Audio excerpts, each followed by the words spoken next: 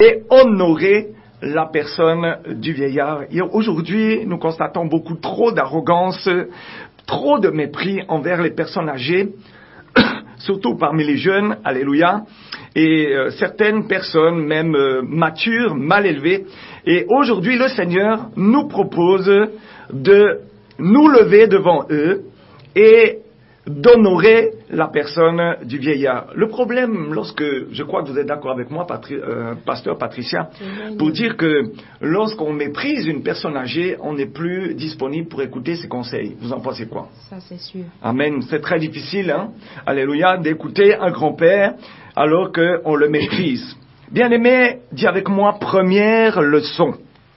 Première leçon de ce matin, imagine un grand-père qui te parle. Je n'ai pas la voix d'un grand-père, j'ai encore pas l'âge d'être un grand-père, alléluia, mais imagine que j'ai une voix un peu fatiguée, une voix un petit peu âgée et que j'ai quelques cheveux blancs quand même, mais pas totalement, amen. Donc, lève-toi et honore celles et ceux qui ont des cheveux blancs. La première leçon du grand-père ce matin, c'est un grand-père qui te dit, mes chers enfants, en commençant notre vie ici-bas, il y a une quantité de choses que vous voyez et que vous ne comprenez pas. C'est la raison pour laquelle beaucoup de personnes viennent vers moi, c'est le grand-père qui parle, et disent pourquoi. Parce que quand on ne comprend pas, on se pose des questions. Et dans le ministère, je parle pour moi maintenant, je vois énormément de personnes dans la prière et j'entends même souvent qu'ils disent « Mais pourquoi je dois vivre ça? Pourquoi je dois subir ça? Pourquoi je dois passer par cette étape? Et pourquoi pas ne pas arriver directement à l'étape de la prospérité? On veut être à Canaan sans passer par le désert. » C'est une image, alléluia, c'est comme une parabole. Et pourquoi ceci? Pourquoi cela? Et moi, je dirais qu'au fur et à mesure que tu grandis, il y aura d'autres pourquoi, il y aura d'autres, même énormément de pourquoi qui vont arriver. Je te demande de laisser ça à Dieu, laisse les pourquoi à Dieu et fais-lui confiance. Le psaume 37, verset 5, place en Dieu ta confiance et il agira. Alléluia. Amen. Donc, le plus important n'est pas le pourquoi aujourd'hui.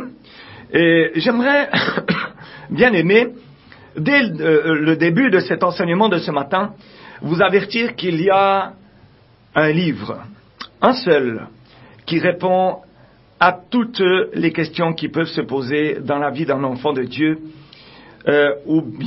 aussi bien que dans la vie d'un homme qui est déjà mature, c'est-à-dire à tous les niveaux. Et ce livre est le livre de Dieu, sa parole, ou en d'autres termes, la Bible. On l'appelle par ce nom parce que Bible veut dire livre. Parce que, de fait, ce livre est le livre unique de l'Éternel. Il est sa parole vivante et efficace. Amen. On doit se souvenir que ce livre-là est comme un GPS pour nous, une direction à suivre, et j'ai le choix toujours d'obéir à la direction que Dieu me donne par sa parole.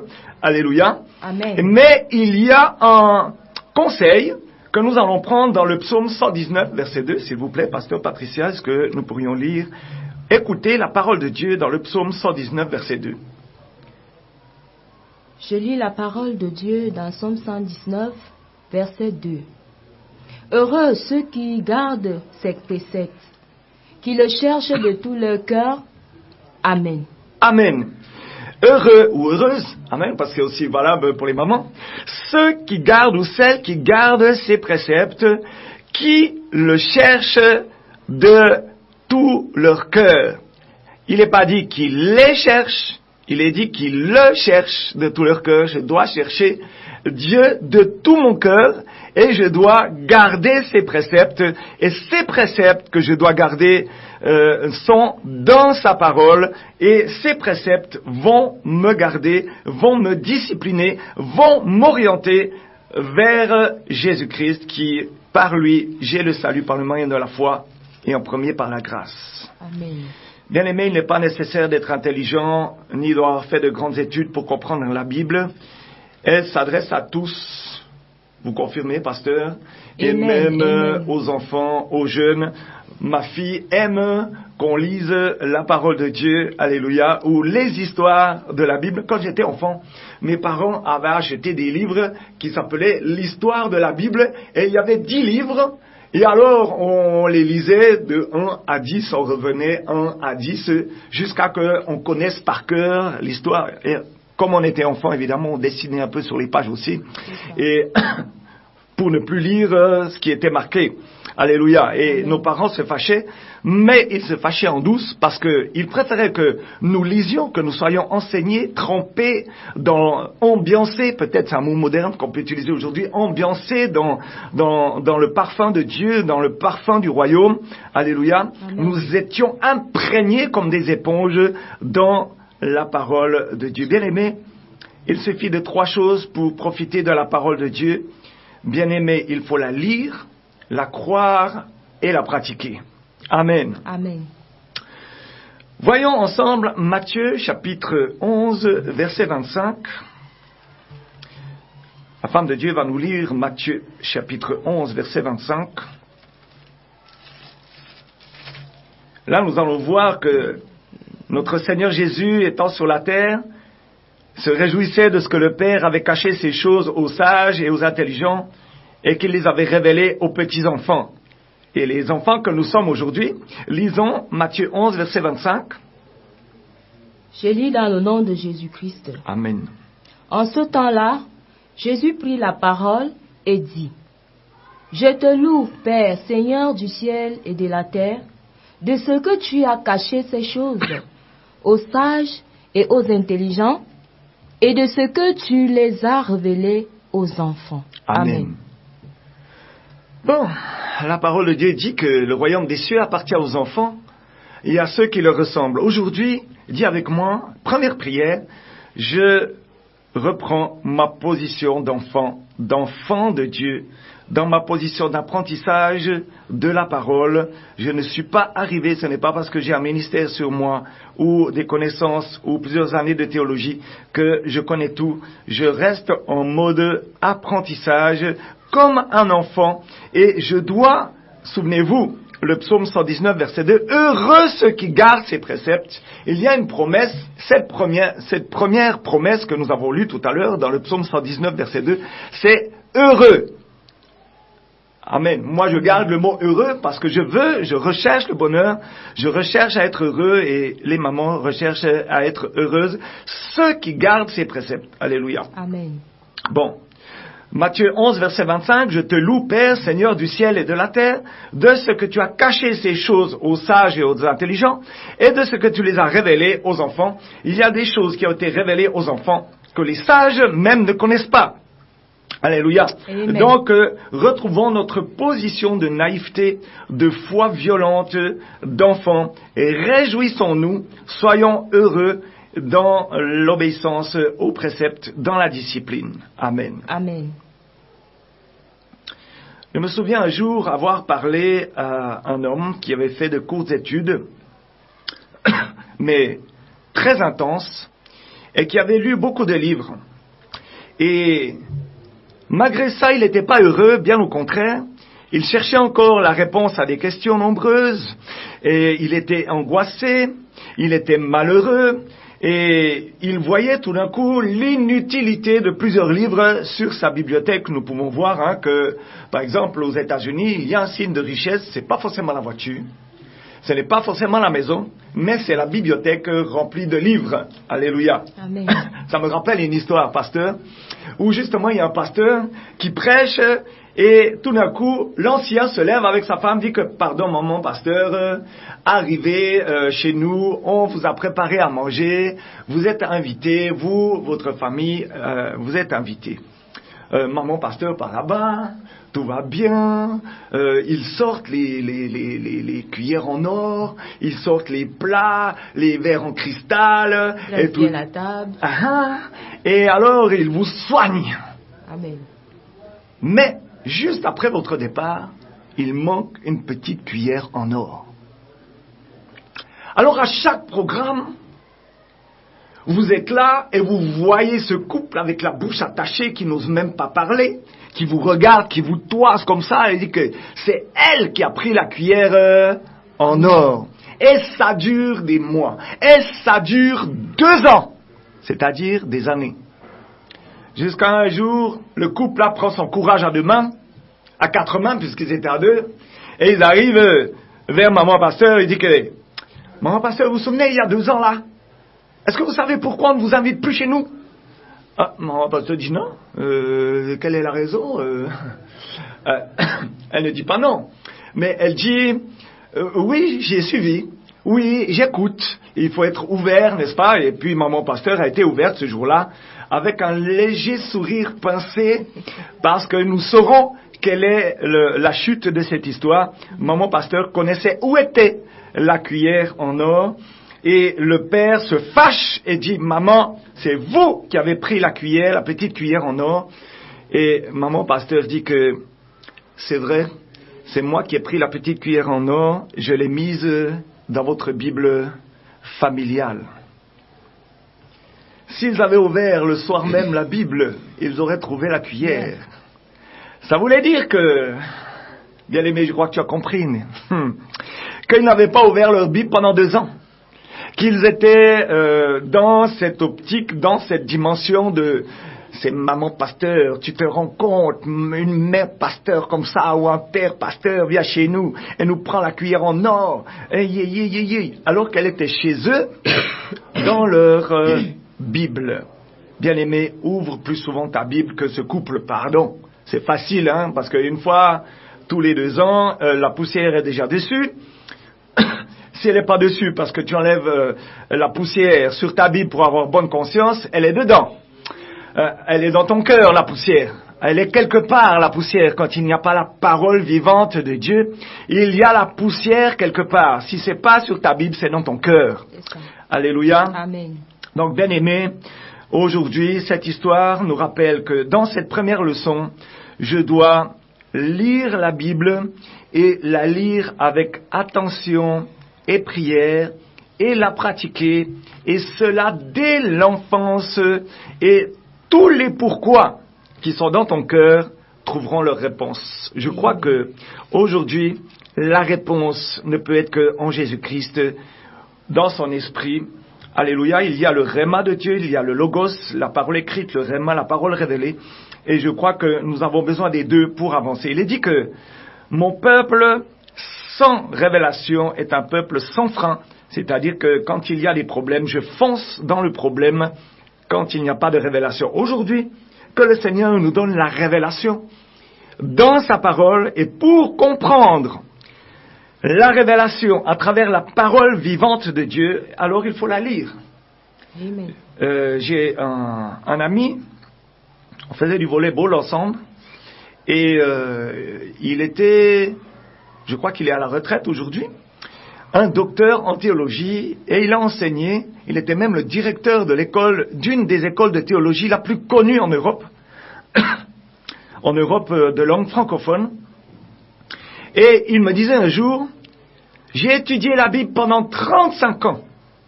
Fais attention avec ceux qui disent ainsi parle l'Éternel, parce que Dieu, je n'ai jamais entendu sa voix. Bien aimé, il y a la manière de lire, et il y a la manière d'écouter. Moi, je préfère la manière d'écouter, où ce que je lis est la parole vivante. Hébreux 4, verset 12, la parole est vivante et efficace. Alléluia. Amen. Nous avons la parole de Jésus-Christ aujourd'hui, et elle est vivante et efficace.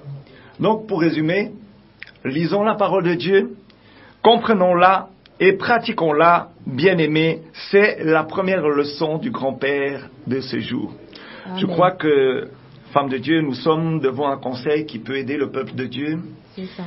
Moi, en tant qu'enfant, je dis même un des plus petits enfants de Dieu, je prends ce conseil à la lettre, et pour le pratiquer, c'est très important. Honorer le vieillard, honorer le grand-père, c'est aussi lui dire que pardon papa, je vais pratiquer ce que tu dis parce que dedans, il y a plein de sagesse. Nous avons compris ce matin que le grand-père c'est Dieu, Et il nous donnait ce bon conseil d'écouter sa parole. Parce qu'il n'y a rien de pire qu'un enfant qui n'écoute pas la parole de sa mère. Tu as juste une envie, c'est de lui dévisser la tête ou de le gifler. Ne faites pas ça, chers parents. C'est juste pour un petit clin d'œil. Amen. Amen. Maman, deuxième leçon. Ok, de mon côté... Avant la deuxième leçon, maman va nous donner un commentaire. Ok, d'accord. On vous écoute. Ok. Par rapport à la cuillère noire, la cuillère en or dans la Bible que la femme pasteur avait mise, je vais prendre par exemple dans le livre de Luc, chapitre 10, à partir du verset 38 à 42. Lisez. Ok. J'espère que nous sommes à la page. Répétez la référence. Luc 10, 38 à 42. Merci.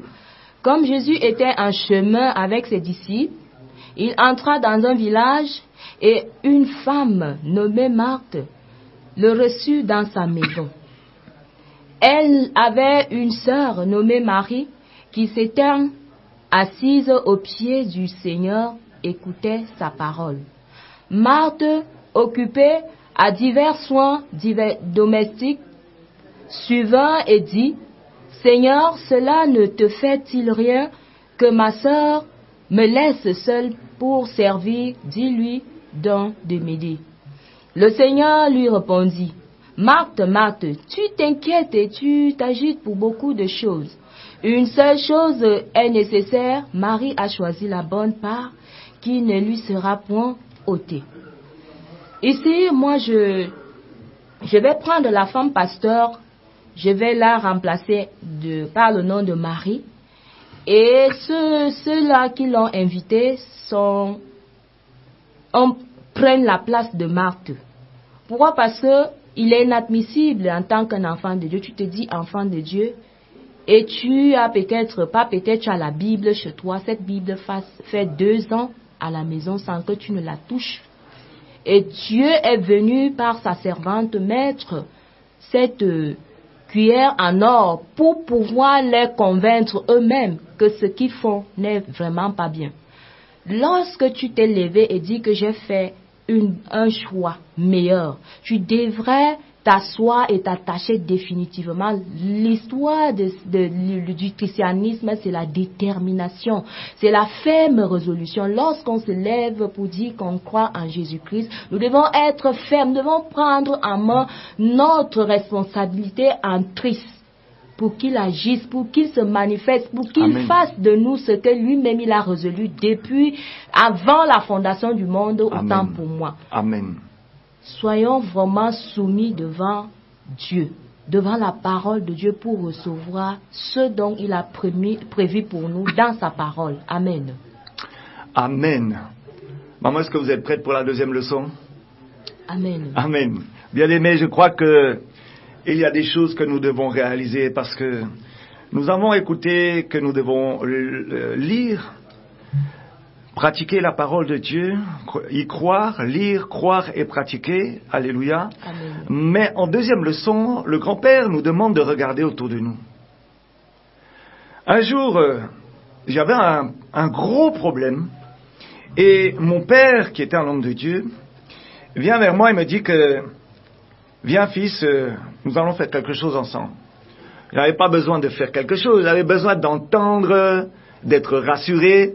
Mais lui, il me tire par le bras, il me dit « Viens, prends la couverture, nous allons mettre ça sur le gazon et nous allons regarder le ciel à minuit ce soir. » Vers le milieu de la nuit, alors on met la couverture au sol et dans le silence, il ne me dit rien. Il me laisse là, à mes réflexions, à mes pensées. Je suis en train de me poser des questions. Mais qu'est-ce que je fais là? Quand on est jeune, on a besoin d'une réponse rapide. Amen. Amen. Et je réalise qu'il regarde les étoiles, qu'il regarde les astres, qu'il regarde la lune, qu'il regarde les planètes. Il connaissait déjà leur nom. Et lorsque je regarde le ciel, je réalise que tout d'un coup, étant petit, il y a quelqu'un de plus grand qui a créé tout ça. Et moi, je suis plus petit qu'une étoile. Je suis plus petit qu'une planète. Je suis bien plus petit que la lune. Et on ne me voit pas comme on voit la lune la nuit. Peut-être que tu es insignifiant quelque part. Peut-être que tu es timide. Peut-être que tu es introverti et que tu gardes les choses pour toi, que tu souffres en silence. Mais il y a quelqu'un de grand. C'est la deuxième leçon aujourd'hui. Il y a quelqu'un de grand qui a créé ce qui est autour de toi. Bien-aimé, ne néglige pas la création autour de toi. Mon père, un jour, m'a donné ce conseil.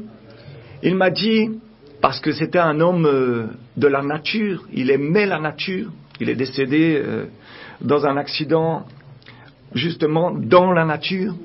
Il aimait les animaux, il aimait les arbres, les fleurs, les champignons. Et il me disait un jour, viens, je vais te prendre avec moi. Et un matin, alors qu'il n'avait pas de montre, il me dit, il est 5h30. Je regarde ma montre, il était 5h32. Il n'avait pas de montre. J'ai dit que, mais, comment il fait ça? Je dis que, c'est le hasard. Mais voilà qu'arrive 6h, il me dit, il est 6h. Je regarde, il est 6h pile. Je dis que, une fois, donc c'est déjà troublant, mais 2 fois, voyons s'il arrive à faire ça 3 fois. À 6h15, il me dit, il est 6h15. Et il était 6h14. Je dis que là, il n'y a pas de hasard. Pardon, comment tu fais? Il me dit que Dieu a programmé la nature pour que telle race d'oiseaux chante à telle heure. Quand l'oiseau commence à chanter à cette heure-ci, c'est que c'est réellement cette heure-ci. Il n'a pas de retard. Alléluia. Amen. Et donc, je réalise qu'il y a un réglage, que je ne suis plus seul dans mes problèmes, qu'il y a tellement la nature est ordonnée, tellement il y a une beauté dans la nature. Quand on voit une chenille qui devient papillon, mon frère, quand on voit un oiseau qui vole, la beauté des couleurs d'une fleur, quand on voit la beauté des choses qui nous entourent, certainement que tu n'as pas admiré le soleil, parce que admirer le soleil peut te faire mal aux yeux, mais admirer le soleil quand il se lève le matin, te mettre sur une montagne, ou quand il se couche le soir. Quand on est sur les montagnes ici en train de prier et qu'on regarde le coucher du soleil et que la poussière durant les saisons sèches est sur la ville de Yaoundé par exemple, on voit qu'il y a un orange, la couleur orange, jaune, toutes les couleurs sortent. Le matin c'est le violet, il y a une beauté autour de nous. Parce que nous sommes au milieu de la création de Dieu. Et mieux encore, nous sommes la création de Dieu. Amen. Donc, dis à ton voisin, tu es une des merveilles de la création de Dieu. Amen. Maman, tu es une des merveilles de la création de Dieu. Ainsi que vous, apôtre. Amen. Gloire au Seigneur. Amen. Et il faut considérer Dieu dans tout ce qu'il a fait. Combien de fois j'ai regardé la lune? Quand j'étais petit, je regardais la lune. Et il dit que j'ai entendu qu'il y a une fusée où des gens ont mis leurs pieds là-bas. Un jour, je vais mettre mes pieds, mes yeux, mes mains, ma tête, je vais tout mettre là-bas. C'était mon rêve de monter sur cette planète. Alléluia. Je ne sais pas si Dieu va accomplir ce rêve. Mais en tous les cas, aujourd'hui, je n'ai plus les mêmes désirs, les mêmes envies. Mais j'étais en train, en fait, indirectement, de contempler les merveilles de Dieu. Et les enfants que Dieu nous donne, ce sont des merveilles. Même mon frère aîné qui est handicapé depuis la naissance, je le considère comme une merveille aujourd'hui. Parce que nous avons fait les 400 coups ensemble, nous avons fait des choses ensemble. Lui, il courait comme moi je courais, et tout du moins il essayait de courir comme moi je cours. Et il faisait ça avec joie alors qu'il souffrait dans sa chair, il souffrait dans ses os, il souffrait dans son sang. Tout était mélangé en lui, tout était cassé dès la naissance. Et pourtant il riait. Bien-aimés, je crois que si on commence à regarder autour de nous, dans un premier temps en haut, pour considérer que nous sommes petits devant les grandes choses et devant le grand Dieu que nous avons, Ensuite, nous devons un peu regarder sur la terre. Tout du moins dans les deux points de vue, c'est-à-dire si je regarde en haut ou en bas, je dois voir la création. Et un jour, justement, mon père me disait que fais attention lorsque tu jettes quelque chose en route. Tu es en train de salir la création de Dieu. Même si tout le monde le fait, toi, retiens ta main. Va mettre ça dans la poubelle. Le problème, c'est qu'ici, au Cameroun, la poubelle n'est pas incinérée, elle revient dans le sol. Alors on me répond que ce soit sur le sol-ci là, devant la personne qui a jeté le papier, ou dans une vallée quelque part au Cameroun, le résultat est le même. Je dirais, bien aimé, que oui, physiquement, mais spirituellement, non. Parce que spirituellement, si tu as l'intention de ne pas salir la création de Dieu en mettant ton papier à la poubelle, même si plus tard il est mis dans une vallée quelque part au Cameroun, tu as fait ton acte et venant de ton cœur. Alléluia. Amen. Maintenant, bien aimé, je t'invite dans cette deuxième leçon à te poser la question. Comment se font toutes ces choses autour de nous? Comment se sont faites ces choses dans le ciel? Comment un arbre s'est créé? Comment un oiseau peut-il voler? Comment une mouche peut avoir cette capacité de voler? Et si vous regardez une mouche, peut-être que ce n'est pas très appétissant de regarder une mouche, mais si vous la regardez au microscope, vous allez voir que ses yeux sont faits de 1000 facettes. C'est-à-dire qu'une mouche peut voir mieux que moi-même, dans toutes les directions, presque en tout cas, à 180 degrés en face d'elle. Il y a même des insectes qui voient plus que ça encore. Les merveilles de Dieu. Les merveilles de Dieu. Bien-aimé, considère ce que Dieu a fait et tu vas voir que ce que tu vis est petit. Tu vas commencer à minimiser tes problèmes. Tu vas commencer à minimiser tes soucis parce que tu vas voir la grandeur de Dieu. Et tu vas dire à tes soucis, tes petits soucis, que tu as un grand Dieu. Ce n'est pas à tes grands soucis que tu vas dire que tu as un petit Dieu. Tu vas dire à tes petits soucis que tu as un grand Dieu. D'ailleurs, il a créé les cieux et la terre. Bien-aimé, ne voudrais-tu pas aimer Dieu puisque c'est lui qui fait lever sur toi son soleil? Ne voudrais-tu pas lui donner gloire puisqu'il fait tant de merveilles dans ta vie? Bien-aimé, bénis-le chaque jour. Amen. C'est de ce Dieu que j'aimerais vous parler dans notre prochaine leçon.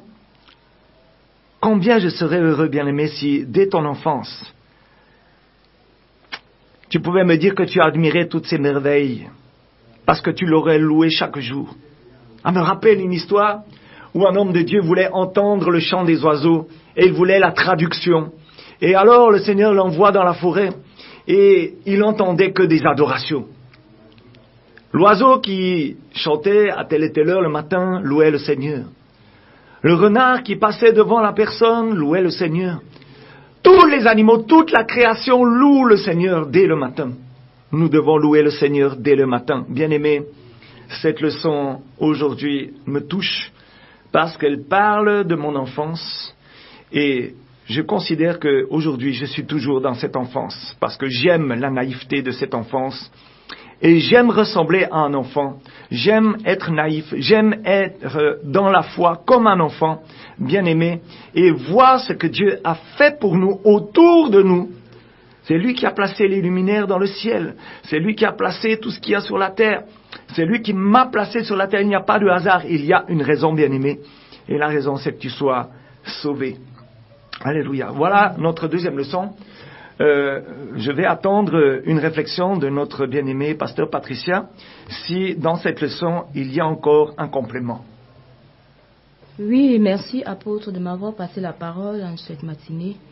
Je viens dire au peuple en cette matinée que la parole lui-même dit en elle que tous les vivants louent l'Éternel. Alors je vais prendre le Somme chapitre 1 à partir du premier verset jusqu'au troisième verset. Amen.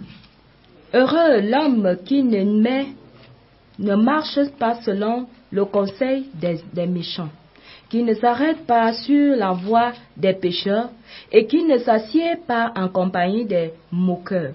Verset 2. Mais qui trouve son plaisir dans la loi de l'Éternel et qui la médite jour et nuit. Il est comme un arbre planté près d'un courant d'eau qui donne son fruit en sa saison et dont le feuillage ne se flétrit point. Tout ce qu'il fait lui réussit. Tout à l'heure, le Saint-Esprit venait juste de nous dire au travers de son apôtre, au travers de son serviteur, de son choix, que l'homme heureux, c'est celui-là qui met sa confiance à Dieu, qui s'attache aux Écritures, tel que le dit dans Josué 1, verset 8, que ce livre ne s'éloigne point de nos bouches, méditons-le nuit et jour. Nous devons méditer la parole, nous devons lire la parole, même lorsqu'on ne la comprend pas. Nous devons toujours être dans la chose pour pouvoir s'adapter, pour pouvoir comprendre ce que Dieu voudrait nous dire. Ici, l'homme qui s'assied en compagnie des moqueurs, qui s'arrête sur la voie des pécheurs, est celui-là qui méprise Dieu, est celui-là qui ne donne pas la place à Dieu comme il se devrait. Par contre, Dieu nous dit, celui qui trouve son plaisir dans la loi, dans sa loi, est celui-là qui devient comme un arbre planté dans un courant d'eau, qui donne son feuillage, son fruit en sa saison. L'homme n'a pas besoin d'aller s'asseoir en compagnie des moqueurs. L'homme n'a pas besoin de chercher à être distrait en longueur de journée pendant que le Seigneur le réclame. Tout ceci dans l'œuvre de Dieu, tout ceci dans le christianisme, c'est le salut de notre âme, de nos âmes que nous cherchons. Nous ne recherchons pas trop de bénédictions, nous ne recherchons pas trop de choses à gauche et à droite, mais nous cherchons plus. Nous avançons plus avec Dieu, avec le Seigneur Jésus-Christ, à cause du salut de notre âme. Amen. Donc lorsque tu trouves le bon plaisir, tu trouves le plaisir dans la loi de l'Éternel, tu le médites, donc tu te rends compte, tu ne te comprends, mais tu ne te contrôles plus, puisque tu es d'emblée dans la chose et en plus de ça, ces choses du monde, tu n'as même plus besoin de ça. Quand tu arrives quelque part où les hommes, les femmes sont en train de faire quoi que ce soit qui n'est pas de Dieu, ça ne t'intéresse pas. Pourquoi? Parce que tu as pris et ton âme et ton être et ton esprit, tu as remis à la parole de Dieu. Et en ce moment, Dieu lui-même prend le total contrôle de ta vie. Amen. Bien-aimé, je pense que il est temps que nous nous levons. Il est temps que nous prenions la chose en main. Il est temps que nous rejetons toutes sortes d'ignorances que nous avions tant vécues pour pouvoir s'attacher à Dieu. Amen. Amen. Amen. Troisième leçon. Amen. Mes chers enfants, lors de notre dernière leçon, on a parlé du Dieu Tout-Puissant qui a fait toutes les choses qui sont dans les cieux et sur la terre. Ce Dieu nous a donné un livre, la Bible, dont on a parlé tout à l'heure, dans lequel il nous enseigne à l'égard de toutes choses. Nous voulons aujourd'hui nous occuper de la première page de son livre. Parce que c'est là qu'il nous raconte comment il a créé les cieux et la terre. Créer, c'est faire avec rien. Dieu seul peut créer, il a simplement parlé et les mondes sont venus à l'existence. L'homme, bien-aimé, peut faire beaucoup de choses et je crois que la troisième leçon peut se résumer à Dieu toute la gloire. Amen. Alléluia. Parce que c'est une clé dans la vie de l'enfant de donner toute la gloire à Dieu. Je parle de l'enfant de Dieu, bien sûr. Et cette troisième leçon nous intéresse parce que même le menuisier, s'il a créé quelque chose, un meuble, un lit, un bureau, une étagère ou même une charpente, a dû utiliser la matière première qui est le bois, qui est l'arbre. Et il n'a pas créé l'arbre. Alléluia. C'est évidemment, on revient toujours au Créateur. On peut donner la gloire à l'artisan, mais on doit donner avant toute chose la gloire à celui qui a créé le bois. Alléluia. Parce que pas de bois, pas de bureau, pas de lit. Vous voyez un petit peu, si aujourd'hui le bois n'avait pas été créé, Avec quoi nous aurions fait tout ce que nous avons, les tables, les chaises, les charpentes. Peut-être qu'on aurait un autre matériel, mais aujourd'hui, nous devons considérer et nous devons dire et arriver à la conclusion que à Dieu toute la gloire. Bien-aimé, si tu regardes la construction d'une voiture, tu vas trouver du plastique, tu vas trouver du métal, tu vas trouver de l'aluminium, tu vas trouver différentes matières,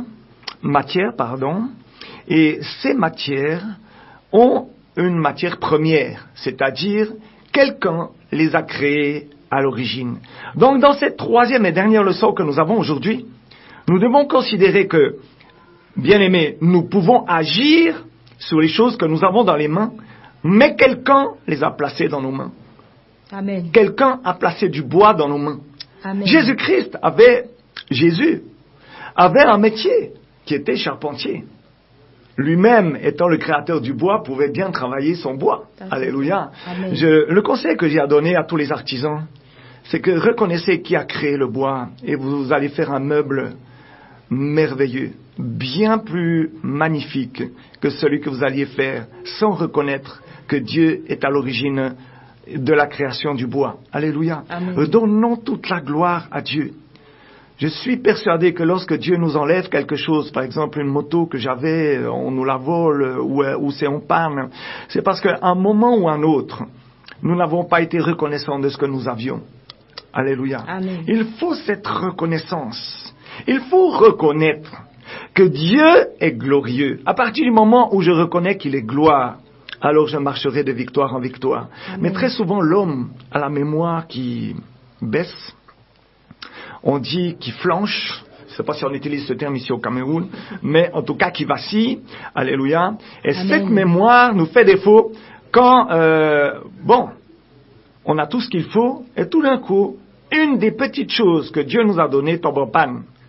Et alors nous rentrons dans le mécontentement, dans la colère, dans toutes les autres choses que Dieu nous a données. Nous sommes dans la colère, le mécontentement, pourquoi ça nous arrive à nous, pourquoi c'est possible, nous sommes des enfants de Dieu, et pourquoi Dieu ne prévoit pas pour ses enfants, Dieu est capable, c'est comment, etc., etc. Mais quelque part, si on réfléchit, je n'ai pas dit merci pour la chose.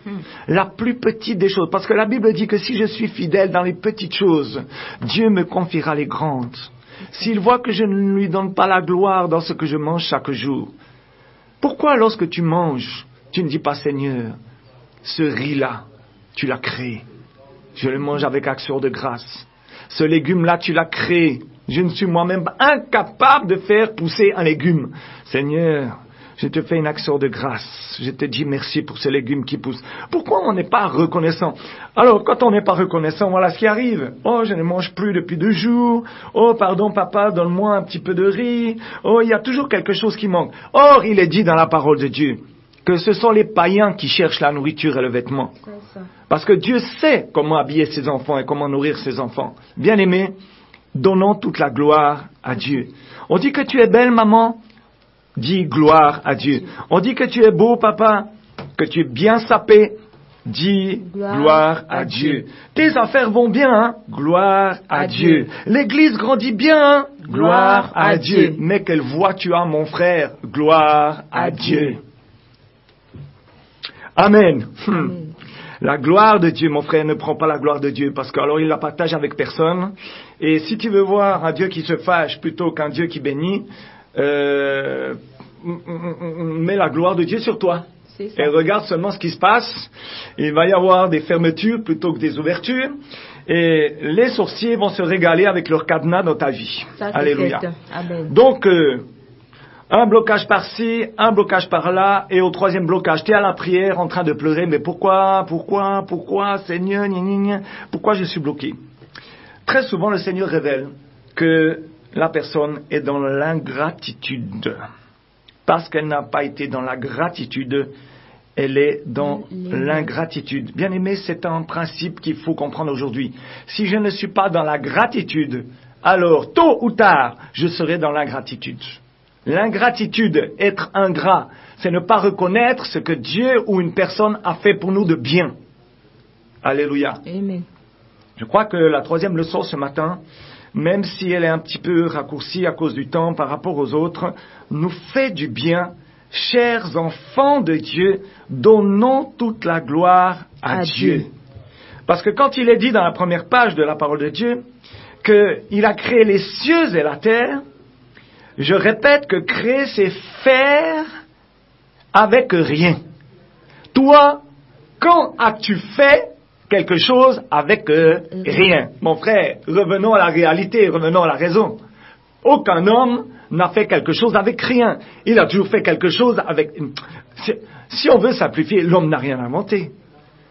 Il faut une matière première. Pas de matière première, pas d'invention. Point à la ligne. Il faut une origine. Reviens à l'origine de ce que tu as, pardon. Ne te mécontente pas parce qu'il manque une tôle sur ton toit, parce que lorsqu'il pleut, tu dois être debout pour que la pluie ne te touche pas.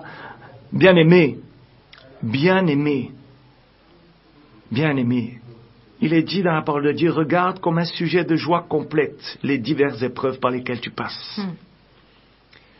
Il n'est pas dit, regarde comme un sujet de joie. Il est dit comme un sujet de joie complète. C'est-à-dire une joie totale. Tout ce que Dieu fait est bon. Tout ce que Dieu crée est bon. L'homme l'a détourné. Satan l'a détourné. Regardez, pour faire une bombe atomique, il faut de l'uranium. Il faut des matières premières. On les trouve où? Dans le sol. Qui a créé le sol? Dieu. L'homme a fait quoi avec ce qu'il a trouvé dans le sol? Du pétrole. Pour en faire du carburant. Pour mettre ça dans les voitures, dans les véhicules. Et quel est le résultat? Il y a pollution aujourd'hui. Amen. Amen. Revenons à la raison. Je crois que, Pasteur Patricia, nous sommes encore à 1 minute et des poussières de la fin. Pour résumer, donnons toute la gloire à Dieu. Amen. Bien-aimés, je prie afin que ces enseignements de grand-père nous touchent, nous marquent, soient imprimés sur les tables de nos cœurs aujourd'hui. Bien-aimés, soient bénis, soient localisés par la grâce et la gloire de Dieu. Nous allons nous retrouver pour le dernier rendez-vous de la bataille pour le ciel. Je vous réserve une surprise. Ne rate pas ce rendez-vous parce que nous allons partager avec plusieurs femmes et hommes de Dieu la parole de Dieu. Et il va y avoir des appels, il va y avoir une communication, il va y avoir des surprises. Bien-aimés, je mets l'eau à la bouche à quelqu'un aujourd'hui. Viens par la grâce de Dieu, par la volonté de Dieu, si Dieu le veut, vendredi prochain à 10h pour notre dernier rendez-vous de la bataille pour le ciel. J'espère, par la grâce de Dieu, que nous aurons l'occasion de nous revoir ou de passer du temps dans la présence du Saint-Esprit. Pasteur Patricia, je vous bénis. Amen. Je bénis le Saint-Esprit en vous. Amen. Et l'onction que le Seigneur a mise sur vous, l'onction pastorale. Et je rends grâce à Dieu pour les âmes sauvées à travers le ministère. Amen. Et je vous remercie pour votre intervention. Et je remercie surtout le Saint-Esprit qui est intervenu à travers vous aujourd'hui. Bien-aimés, je vous salue donc, Pasteur Patricia. Merci. Je vous dis à bientôt. À bientôt. Et merci pour ce moment que nous avons traversé ensemble. Ça a été pour moi un plaisir. Et soyez bénis toutes et tous. Shalom à toi et ta famille bien-aimée.